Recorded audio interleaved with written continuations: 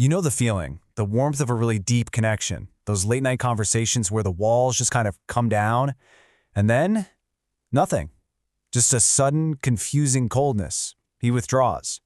Welcome to today's Explainer.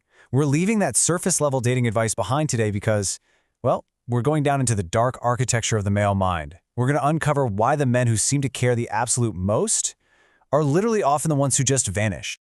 Section 1. The sudden silence. So you didn't push him away. In fact, you created safety. You offered closeness. You were vulnerable. And honestly, that is exactly why he left. You have this amazing weekend together, right? The closeness is just palpable. But by Monday, there's just this cold silence. To you, it probably looks like rejection. But that silence, it isn't empty. It's actually loud with hidden panic. It wasn't a lack of love. It was a surplus of fear. When he pulls away, your very first instinct is to feel rejected, to immediately ask what you did wrong. But what if distance is actually how he survives? For some guys, emotional withdrawal is absolutely not a conscious choice. It's an active, subconscious defense mechanism. He's not protecting himself from you. He is protecting himself from his own terrifying feelings. Which brings us to Section 2, when closeness triggers danger. Let's step into his hidden psychological architecture for a second. Our human nervous system is incredibly ancient. It's designed to keep us alive. But early life experiences, they can completely rewire this system. His brain basically learns a really dark lesson. Needing someone leads to getting hurt. Closeness equals danger. So when you get close, his body literally mistakes emotional intimacy for a lethal threat. His heart races. It triggers this automatic alarm system. And so he flees. But he doesn't just run away physically, he runs away mentally. He's essentially turning down the volume on his own feelings. You might see him suddenly throw himself entirely into his work. Or maybe he starts finding these bizarre, tiny faults in you. He focuses on small imperfections, just to create an excuse for some space.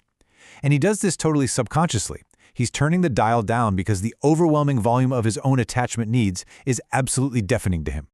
Loving someone with avoidant attachment can really feel like chasing shadows. See, he has this intense, deeply human craving for connection. He really wants love, but that desire is at constant war with a terrifying fear of being consumed.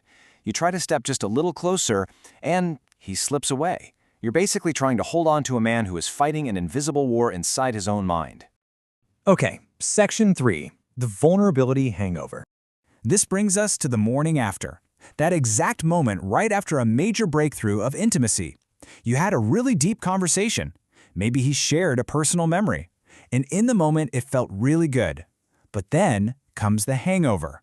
A crushing wave of regret, panic, and shame that directly follows genuine emotional exposure. He wakes up and senses he has stepped dangerously far outside his fortress. The walls are down, and he feels entirely exposed. Why did I tell her that? Now she sees I'm weak. That is the voice of shame talking. He starts second-guessing literally every single word he said the night before, because society has taught him that emotional exposure is a total failure of masculinity. So, to quiet this incredibly painful voice, he has to re-armor his identity. And the absolute fastest way to build armor? Create distance. So is he just ghosting, or is his nervous system actually on fire? When he goes quiet for days at a time, it's so easy to assume he's just playing games, that he's this manipulator pulling the strings. But the psychological reality is actually far heavier. His retreat isn't conscious manipulation. It is his overwhelmed brain desperately trying to regulate a physiological state of panic. He's drowning in anxiety, and silence is his only wrath. Moving to Section 4, the armor of independence. To the outside world, he really doesn't look like a man in panic. He wears a mask. It's a carefully constructed facade. But behind that stoic, fiercely independent exterior, there was profound fear. When a relationship starts getting serious, the stakes are raised. And these unspoken fears silently start to haunt his mind. Am I enough to meet her needs? Will I lose my sense of self? And really, the darkest fear of all, if she sees the real me, the fragile me, will she realize I'm defective? He obviously cannot say these things out loud. Living up to the myth of invulnerability is just a lie that all men perform. Lifelong social conditioning forces him into this incredibly tight box. From boyhood, he's taught that tears are shameful. that his overall worth is entirely tied to absolute invulnerability. So when he actually begins to fall for you, he feels vulnerable. And feeling vulnerable feels exactly like failing as a man. Honestly, the performance is just exhausting. Because the performance is so exhausting, he retreats. Silence is his ultimate self-protection. By going quiet, he hides his deeply hidden shame. Think about it. If he doesn't speak, he can't say the wrong thing. If he doesn't get close, he literally cannot be rejected. By maintaining this total silence, he preserves the illusion that he simply doesn't need anyone. And that brings us to our final section, Section 5, the paradox of distance.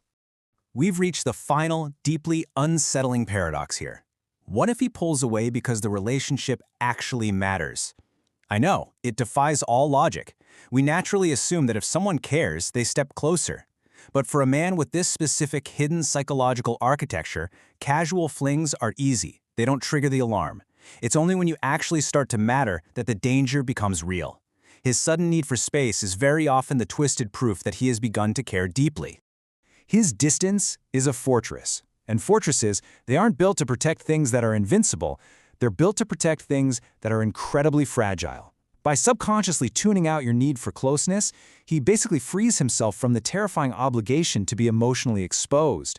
He puts those walls up because he knows, deep down, that if you truly got in and then left him, it would absolutely destroy him.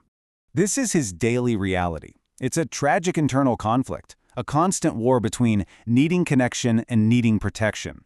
He desperately wants to be seen. He wants to be loved.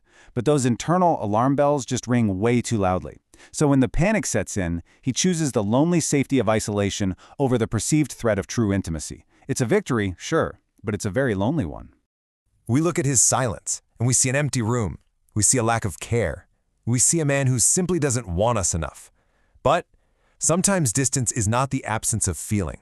Sometimes it is what happens when feeling becomes too real.